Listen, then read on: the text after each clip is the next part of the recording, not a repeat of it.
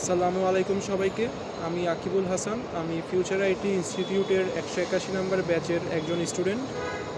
আমি এখানে যেই কোর্সটি করছি সেটা হচ্ছে অনলাইন ডিজিটাল মার্কেটিং। আর এই কোর্সে আমাকে জয়েন করতে সাহায্য করেছে আমার বন্ধু রাজন। ক্লাসটি স্টার্ট হয় 12/12/2024 তারিখে।